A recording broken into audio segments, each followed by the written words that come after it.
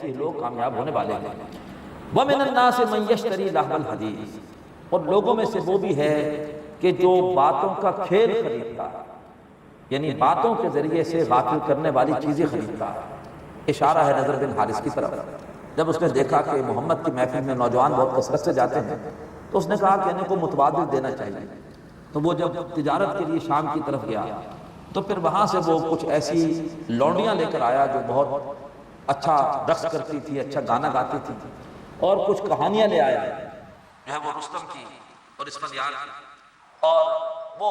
اس نے آ کر ایک جگہ خود محفل جماتا،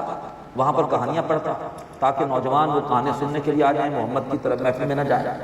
اور دوسری طرف وہ کنیزیں وہ ناچنا شروع کر دیتی، گانا گاتی لونڈیاں، تاکہ لوگ ان کے رقص اور ان کے گانوں میں مشغول ہو جائیں۔ مقصود یہ تھا کہ جو اصل حق ہے اس سے لوگوں کو دور کیا جائے۔ فرمایا لوگوں میں سے وہ بھی ہے جو کہ کھیلوں کی بات، غافل کرنے کی بات خریدتا ہے،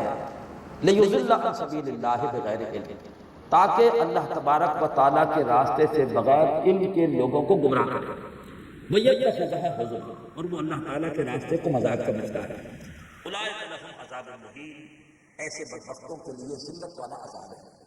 وَإِذَا تُتْلَىٰ عَلَيْهِ آیَاتُنَا، اور جب اس پر ہماری آیتیں تلاوت کی جاتی ہیں، وَلَّىٰ مُسْتَكْبِرًا، رخ پھیر لیتا ہے تکبر کرتے ہوئے،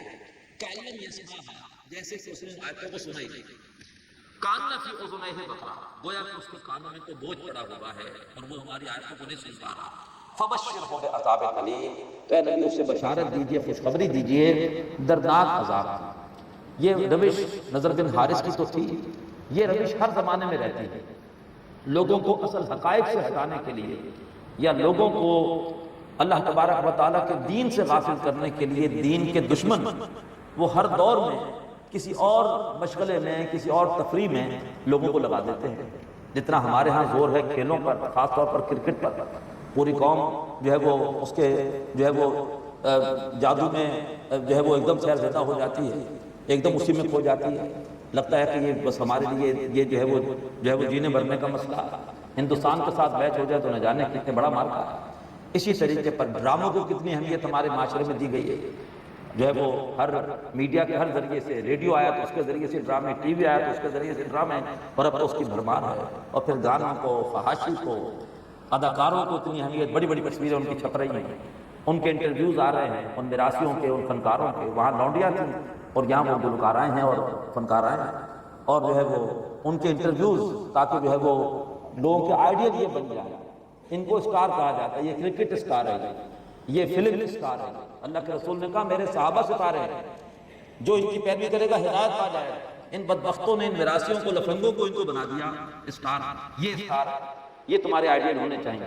لہٰذا اس طرف لگایا ہوا ہے قوم کو، ایک طرف لوٹ مار کا بازار گرم ہے،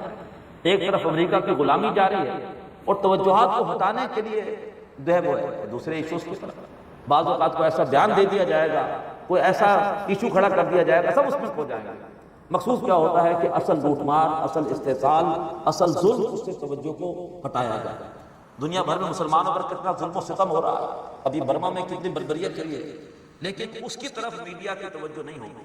اور میڈیا جو ہے وہ کسی کھلاڑی کی شادی ہے تو جو ہے وہ اسی کی ساری کوریج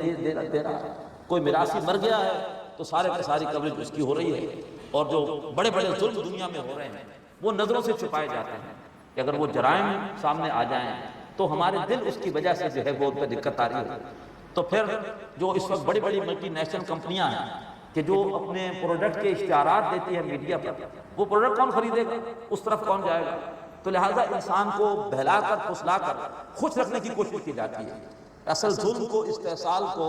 اور جو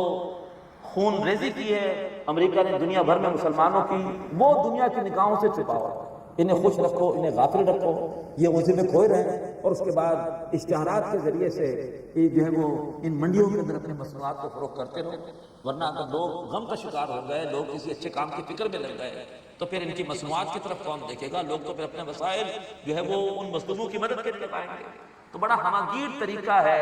جو ہے وہ انسانیت کے استحصال کا، جو کہ اس وقت یہ میڈیا کے ذریعے سے حکمرانوں کی سرپرستی میں